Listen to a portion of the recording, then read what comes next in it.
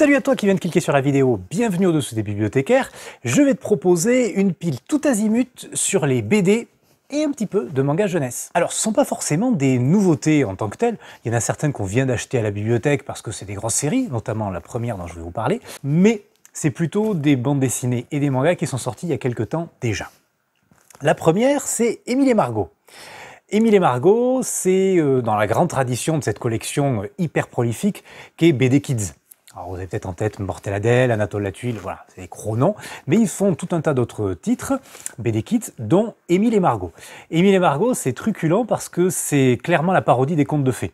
Et donc on a des strips, alors c'est plutôt des petites histoires sur 2-3 pages, qui racontent les frasques de Émile et Margot. Et il y a à l'heure actuelle une bonne quinzaine de tomes, donc si on accroche dessus, on peut passer un bon moment avec ces deux personnages assez pétillants.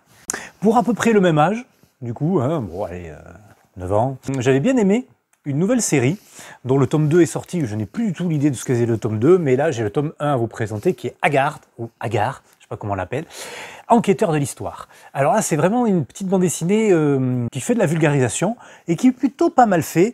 C'est Lagoutière qui édite ça, mais ils sont en partenariat avec les éditions de la Somme Patrimoine. Donc c'est plutôt des choses qui ont en lien avec ce coin par là-haut. Pourquoi c'est bien fait? Parce qu'on a une bande dessinée vraiment faite façon gros nez, vous savez, un peu comme Cédric, donc c'est assez marrant. Et de temps en temps, on a Agar, qui est un petit garçon tête de nœud, qui sait tout, qui fait des petites apartés pour expliquer un point sur l'enquête historique qu'ils sont en train de mener. Et là, dans le premier, on nous parle des Celtes, et un petit peu de la romanisation avec les premiers romains qui arrivent par là. Alors, ma dernière pépite du moment, j'ai découvert avec le dernier tome qui est paru il n'y a pas longtemps, et c'est vraiment une grosse confession que je fais, parce qu'on en est à 6 tomes, donc j'aurais dû m'en rendre compte avant. Je m'en étais rendu compte, mais ça ne m'avait pas alerté. Et quand j'en ai feuilleté un, ah ouais, j'ai adoré. Donc on est dans du... Est-ce qu'on peut qualifier de steampunk? En tout cas, ça se passe au moment de l'exposition universelle, donc on est vraiment début siècle, avec quelques inventions un petit peu décalées, donc il y a un peu ça, mais c'est pas du fantastique. C'est plus des personnages qui sont autour d'un professeur génial qui invente des tas de machines qui leur permet d'avoir des pouvoirs, une sorte de super pouvoirs. Il s'appelle les Spectaculaires et ils sauvent toujours des situations un petit peu rocambolesques qui se passent dans le Paris de 1900. On en est au tome 6, donc comme je viens de dire. Il y en a un où c'est Sarah Bernard qui doit affronter un maître chanteur. Il y en a un autre où on a un peu l'équivalent d'Arsène Lupin qui débarque. Voilà, on a des références comme ça un petit peu faites. Mais on n'a pas besoin de les connaître, c'est-à-dire que même les jeunes lecteurs qui n'ont pas cette connaissance-là, ni historique ni littéraire, peuvent se régaler. C'est vraiment super, et c'est encore à Autière qu'on doit ça. Alors, il ne l'a pas fait tout seul, non. Il l'a pas fait tout seul. Non, parce qu'il y a parce qu'il y a un prologue et après vous avez la page de titre. Autière et Poitevin est colorisé par Christophe Bouchard. On ne parle pas assez des coloristes en BD, on pourrait faire une vidéo là-dessus, parce que souvent en fait, sans les coloristes, on aurait des BD en noir et blanc. Et oui, l'adaptation du monstre de la littérature young adulte, le clan des Autori. Donc on est arrivé au 3e tome, c'est-à-dire que ça finit le premier cycle, l'équivalent en roman. Le premier cycle qui s'appelait Le silence du rossignol. Alors je crois que je vous avais parlé du tout premier tome, donc je vais peut-être pas vous en redire beaucoup, si ce n'est que ça tient encore la route.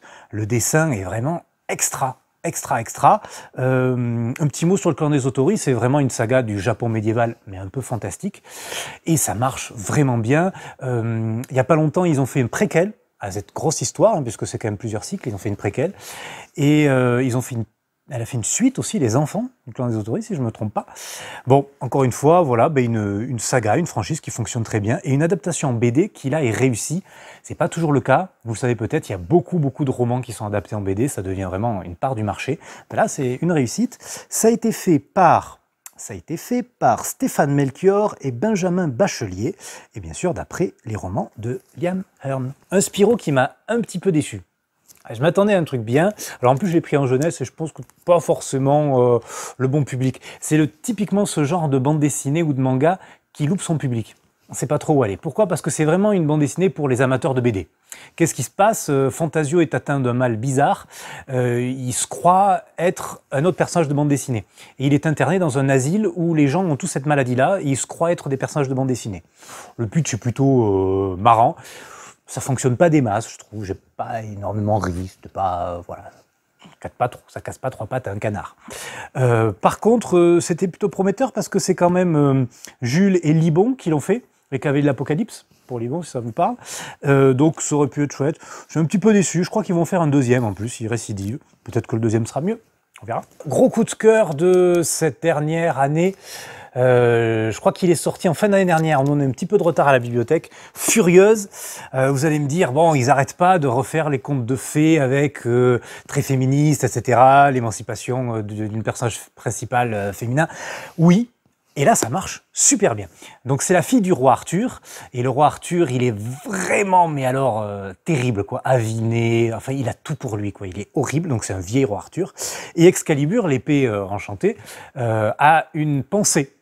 Et donc elle a une pensée, elle veut s'enfuir avec la fille du roi Arthur, et ils font tous les deux une fugue, et ils partent du coup à l'aventure. C'est réellement un beau récit initiatique, c'est un personnage principal vraiment super attachant. On est dans une bande dessinée par contre là vraiment pour les ados, parce que on voit tout un tas de choses assez violentes, on voit une condition de la femme aussi assez violente, avec le petit prince là qui va absolument l'épouser juste parce qu'elle est toute jeune. Bon voilà, c'est un petit peu cru, mais c'est très bien dessiné, c'est assez punchy et c'est original, parce qu'il y a cette épée qui parle, qui est plutôt agréable à voir. C'est fait par Geoffroy Monde et... j'ai pas le titre de l'autre, quand je vous le dis. C'est fait par Geoffroy Monde et Mathieu Burgna, et c'est aux éditions d'Argo. Pour finir avec deux séries de mangas que j'ai recommencé à acheter parce que j'avais bien envie de reproposer ça à nos lecteurs, et ça marche plutôt bien. Et c'est pas trop mal fait, parce qu'au début je me suis dit, bon, c'est vraiment une niche éditoriale, ils vendent ça. Les premiers, ce sont les grands classiques, ouais, les classiques en manga. Et le deuxième, ce sont les grands noms de l'histoire en manga. Alors, pour la première, les classiques de la littérature, c'est plutôt vraiment des grands classiques. Il y a les Misérables, il y a les Jane Austen, il y a les Brontë. On pourrait se dire, bon, voilà. J'ai notamment lu Les Misérables, et il y a des passages du texte originel. Alors évidemment, c'est vraiment du manga, hein, ça reste adapté. Mais ça peut permettre de mettre un petit pied là-dedans quand on n'a pas envie, ou qu'on ne sait pas, qu'on ne connaît pas. Et peut-être, pourquoi pas, aller vers le texte, ça serait bien. Voilà, pour une fois, c'est quelque chose qui n'est pas trop mal fait. Pour les petites biographies, par contre, elles sont aussi assez qualitatives, mais je ne vois pas du tout la ligne éditoriale, parce qu'on a à la fois Léonard de Vinci, Jeanne d'Arc, Beethoven.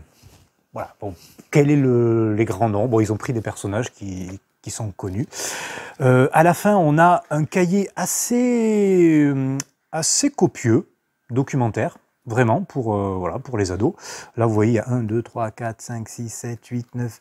il y a une quinzaine de pages documentaires avec une frise chronologique, les œuvres de Léonard de Vinci. Donc, c'est plutôt assez bien fait. Et c'est Nobinobi, oui, c'est Nobinobi qui l'édite. Voilà, si cette petite pile un petit peu tout azimut vous a plu, vous a intéressé, vous avez envie de faire des cadeaux, ou vous-même de les partager, n'hésitez pas à nous le dire en commentaire, on vous répondra. C'est toujours avec un grand plaisir qu'on aime discuter, partager, voire débattre parfois avec vous. On se dit à très vite au-dessous des bibliothécaires à 19 h tous les jeudis soirs. À bientôt.